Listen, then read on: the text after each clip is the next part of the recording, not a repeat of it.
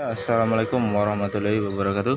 Kembali lagi di channel saya kali ini, Henry Wijaya Auto Teknik.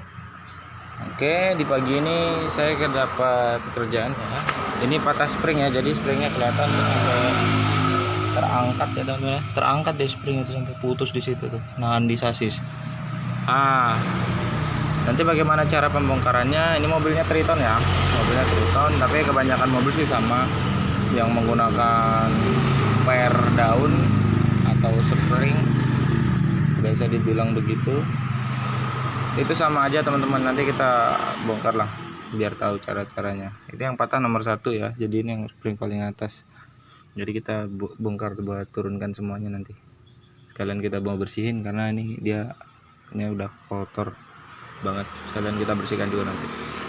Oke teman-teman, ikutin terus videonya. Saya lakukan pembongkaran dulu ya. Kita awali, nanti kita buka roda dulu, pastinya kita akan dori roda, kemudian kita dongkrak nanti ya. Nanti untuk posisi dongkraknya kayak apa nanti kita kasih tahu. Ya lanjut ya teman-teman ya, ini sudah terbongkar rodanya. Kita dongkrak di situ ya, di sasis, jadi biar aman dongkrak di sasis, sama juga dongkrak di sini. Boleh dikasih jack stand juga biar aman, karena nanti nggak ada yang nahan ini. Biar dia aman, sebaiknya dikasih jack stand kalau kira-kira ragu. Oke, sekarang kita tinggal nanti bukain ininya ya, U-bolnya. Terus kemudian kita ini buka nanti bolnya ini. Tapi mau saya bersihkan dulu karena kotor kali, nanti bautnya rusak kalau kita paksa ya. Jadi kita sikat-sikat dulu pakai sikat kawat ini, nanti bautnya di bawah. Baru kemudian nanti kita buka baut yang sana. Untuk busingnya di belakang ada busingan karet patah kayak gini ya teman-teman. Ini sih memang bebannya yang terlalu berat, ini baru untuk medannya kan, ini mobil tambang jadi areanya berlubang-lubang, mungkin dipaksa akhirnya kena hentakan yang terlalu parah, patah. Oke teman-teman, saya lanjut bongkar lagi, ikutin terus videonya. Oke teman-teman, ini setelah kita bersihin ya, jadi dibersihin untuk nutnya yang di sini. Nanti kan untuk nutnya akan melalui baut itu, jadi kalau dia ada tumpukan tanah di situ nanti dia rusak, atau nanti kita setengah mati bukanya. Jadi kita bersihkan dulu, baru kasih WD, baru kita buka. Oke, kita lanjut buka ya. Ya teman-teman ya, sudah terbuka ya. Ini tadi sosok dari U-bolnya, ini tadi yang kita buka. Saya bilang tadi, ini nanti dibersihin aja. Dan jangan lupa juga ini dibuka untuk bracketnya handbrake ya, ini harus dibuka juga. Nanti ini bahaya, ini dia ngikut ke kancingan springnya ini ya. Kemudian kita buka inti yang di belakang tuh, untuk busingnya tuh ada di belakang tuh, itu baut di situ kita buka, sama di sini coba kita buka pastinya buat ganti buang yang ini ya. Oke teman-teman, nah kita lanjutin lagi videonya, simak terus ya. Oke teman-teman, udah lepas ya, ini springnya yang patah tadi kita lepas satu set. Jadi tadi kita lepas baut ini ya, ini kunci 19, yang depan sini, yang di belakang sini kunci 17 ya, 17 nuntutnya atau anting pernya ya, atau dudukan pernya lah yang belakang ini. Nanti busingnya ini bisa kita ganti sekalian karena dia nggak ada untuk nipple grease-nya ya. Kalau yang spring seperti ini dia cuman karet aja, jadi nanti ini diganti aja biar bagus, karena biasanya kan lama lagi baru patah. Oke teman, kita lanjut lagi. Ini saya mau bongkar dulu, nanti bongkarnya dari sini. Kita buka ini ya, kita buka ini baru kita ganti, kita bersihkan dulu, tapi kita hambur dulu, kita bersihkan semuanya. Oke teman-teman ya, kita lanjut kerjaan lagi, ikutin terus ya teman-teman ya. Udah terbuka, ini tadi per yang patah ya seperti ini. Nanti kita ganti busingnya sekalian, tapi busingnya itu biasa kepanjangan, jadi dia satu gini. Nah sedangkan di situ dia dua ya, dua slot, dua sisi. Jadi nanti kita potong setengah, kita potong dari setengahnya ini, kita pasang gini, kita ukur setengahnya, kita potong pakai gaji besi, set masuk lewat sini, nanti satunya masuk lewat sini. Oke gitu. Kemudian ini nanti kita sikat-sikat nih yang kayak gini-gini nih.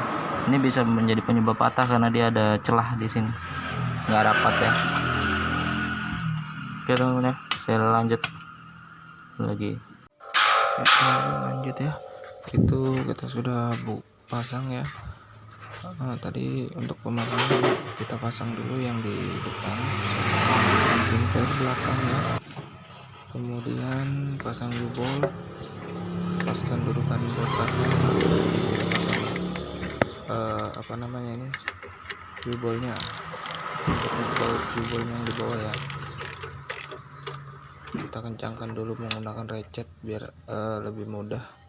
Dan juga teman-teman ini pesan sih, biasanya kalau habis di spring gini dia bakal kendor lagi untuk beberapa setelah dipakai, jadi harus dicek. Dan ini shocknya juga bocor, nah itu juga jadi problem. Nanti kita ganti juga alat brang handbrake ya, atau tali handbrake, tali rem tangan ya. Bersihkan, jadi tadi saya sikat aja. Sebenarnya lebih baik kalau teman-teman ini dicuci ya, dicuci jadi nggak ada pasang situ. Itu buat 14 ya, 14-17 sorry teman-teman. Dan ini shocknya nanti kita juga bakal bongkar. Oke teman-teman, nanti kita buka itu 14 ya. Untuk di atas juga kunci 14, nanti kita buka juga. Oke teman-teman, kita bongkar itu karena itu kemungkinan itu penyebabnya